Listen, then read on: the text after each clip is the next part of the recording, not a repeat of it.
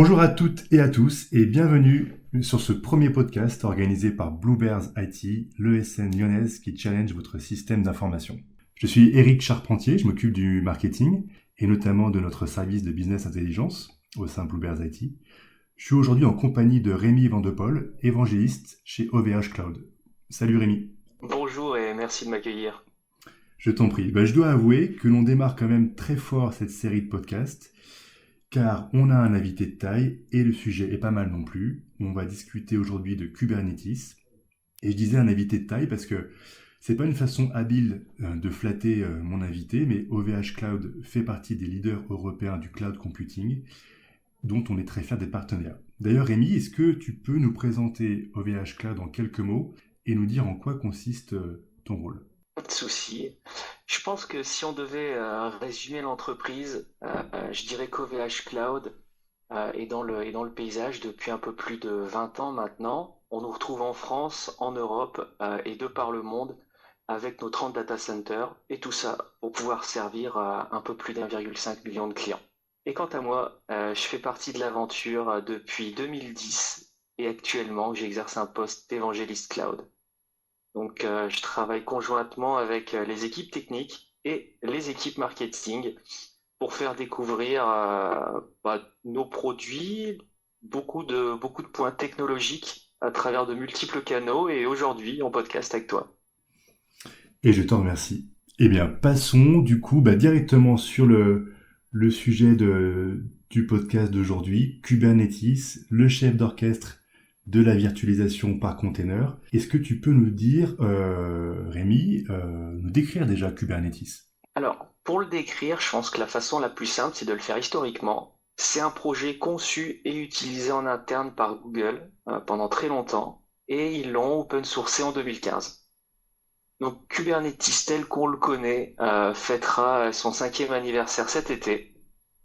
Et si on regarde ça à travers un prisme un peu plus technique, c'est un outil, une plateforme dont le but principal va être de déployer des conteneurs qu'on appellera pod dans le jargon. Et pour aller un petit peu plus loin du coup dans cette description, pourquoi est-ce que l'on parle de chef d'orchestre des conteneurs? Alors, on va parler de chef d'orchestre parce que le fait de déployer des containers, Kubernetes sait le faire, mais il y a énormément d'autres outils à travers l'histoire de l'IT qui ont été capables de le faire. La puissance de Kubernetes, c'est pourquoi on l'appelle un chef d'orchestre, c'est sa capacité à maintenir l'ensemble cohérent et à le faire évoluer. Typiquement, un conteneur qui va rencontrer un dysfonctionnement, il pourrait être relancé en fonction de sa configuration. Une application qui va avoir besoin de plus de ressources va pouvoir s'en faire allouer automatiquement en allant piocher dans les nœuds présents dans le cluster Kubernetes et ce, sans intervention humaine. Donc, il y a vraiment une notion d'orchestration autour de tout ça, pas juste de déploiement. Tu viens d'évoquer les nœuds, c'était justement ma question suivante. Quel est le rôle de ces nœuds? Alors, un nœud, je pense que si on devait en faire une analogie avec la virtualisation traditionnelle, ça serait un node. C'est-à-dire, c'est ce dans quoi on va aller piocher les ressources mémoire et processeurs pour les fournir aux subdivisions, donc aux containers.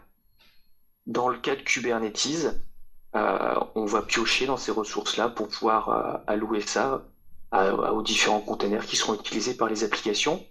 Et en fonction de l'endroit dans lequel on va faire fonctionner son cluster Kubernetes, on peut utiliser différentes ressources. On-premise, généralement, ça va être sur de la ressource physique, du bare metal. Et si on a choisi d'externaliser son cluster Kubernetes et de prendre ça chez un cloud provider, ça pourra être sur des modèles différents. Par exemple, chez OVH Cloud, de notre côté, c'est des instances de public cloud qui sont utilisés comme nodes à l'intérieur des clusters Kubernetes. Tu viens d'évoquer du coup cette notion de nœud. On comprend que si on les multiplie, on est cette notion de scalabilité horizontale. Est-ce que tu pourrais nous en dire plus? Oui, pas de souci. En fait, la scalabilité horizontale, ça va être un des principes de base qu'on va aussi utiliser lors du design de son application à l'intérieur de Kubernetes. Mais basiquement, c'est l'action de faire croître sa plateforme en ajoutant davantage de ressources en nombre. Faire jouer une scalabilité horizontale dans un cluster Kubernetes, ça va être rajouter des multiples nœuds. C'est généralement mis en opposition avec la scalabilité verticale, qui, elle, consiste à faire grossir les ressources qui existent déjà dans la plateforme, donc rendre des nœuds plus gros. Si on est sur de la ressource physique, on va par exemple upgrader le CPU ou rajouter plus de RAM, par exemple. Et en quoi la technologie Kubernetes va-t-elle automatiser le travail d'un administrateur? Alors, le travail de l'administrateur, il va y avoir deux phases dans lesquelles il va pouvoir y avoir un bénéfice. Dans la multiplication et dans la démultiplication d'une tâche. Typiquement, un déploiement, on va rarement le faire uniquement une fois. La première fois, on va écrire sa fiche de route, les fichiers texte qu'on va donner à Kubernetes pour qu'il puisse effectuer les déploiements. Si ces déploiements, on doit les effectuer un certain nombre de fois, 10 fois par exemple, parce qu'on a 10 clients qui vont utiliser exactement le même design d'infra, on va pouvoir le rejouer 10 fois nativement et on va avoir un gain de temps à ce niveau-là. Et c'est assez intéressant. Il y a également un deuxième point sur lequel il va y avoir une certaine facilité qui va être apportée d'un point de vue de l'administrateur, c'est pour le déploiement du cluster Kubernetes en lui-même. C'est pas trivial, c'est un peu plus compliqué, mais ce sont des actions qui peuvent s'automatiser en fonction des endroits sur lesquels on va déployer ces plateformes et de est-ce qu'on va être amené à le faire relativement souvent. Et c'est pour ça que, par exemple, chez les cloud providers, OVH Cloud, nous faisons comme ça aussi, on prend en charge le déploiement du cluster Kubernetes. Comme ça, le chef d'orchestre est directement en place et il est utilisable. C'est un step en moins avant de commencer à se pencher sur Kubernetes. On rentre vraiment là dans le métier et ça m'amène du coup à prendre un cas concret. Un client chez Bluebears qui héberge des instances applicatives type web et MySQL. Il souhaite optimiser le temps de déploiement de ces instances, de démo, de prod, de recettes. Comment Kubernetes va répondre à ces problématiques? Alors, comme je l'ai évoqué, lors des déploiements, il va d'abord préparer ses fichiers avec son design de container à l'intérieur, etc. Et il va le faire conjointement avec les équipes métiers. L'intérêt, c'est qu'il va pouvoir allouer, par exemple, des quotas différents aux containers de développement, de recettes, de production, etc. Donc ça, déjà, c'est un premier step, c'est intéressant de le faire. Et puis après, quand il va devoir déployer, et la plupart du temps, redéployer les mêmes environnements, notamment quand on va être sur des phases assez jeunes de prototypage, il va falloir le redéployer assez souvent. Donc là, il va y avoir un gain de temps important. Et puis, il y a aussi une notion de segmentation. À quels endroits il va pouvoir aller mettre ses environnements, puisque là, on parle de développement, recette, production, par exemple, on n'a pas forcément envie que toutes ces instances cohabitent ensemble, et on peut être amené à les scinder.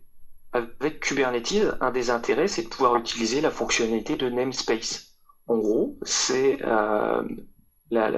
littéralement scinder certains paquets de containers entre eux et de pouvoir les isoler les uns des autres. C'est assez intéressant dans certains projets, notamment quand on a un gros cluster Kubernetes et qu'on souhaite le découper de façon applicative ou en fonction des stades de projet dans lesquels l'application est en train de vivre. Et ça peut être aussi pour déployer vers l'extérieur et typiquement être capable de déployer exactement la même fiche de route, les mêmes fichiers de déploiement Kubernetes en interne et chez d'autres providers de cloud à l'extérieur. C'est un des vrais intérêts, c'est là aussi où il y a un gain pour l'administrateur, d'être capable de répliquer, peu importe la destination, une application basée sur Kubernetes. Du coup, toujours pour ce même client qui, sur tes bons conseils, a déployé du Kubernetes avec OVH Cloud, fait face désormais à une nouvelle problématique. On l'imagine, il dispose d'une trentaine de containers déployés sur 2 VM avec des capacités de CPU et de RAM qui arrivent à saturation. Quelle est la meilleure option? Est-ce qu'il doit déployer une troisième VM et répartir ses instances ou augmenter les capacités actuelles de CPU et de RAM?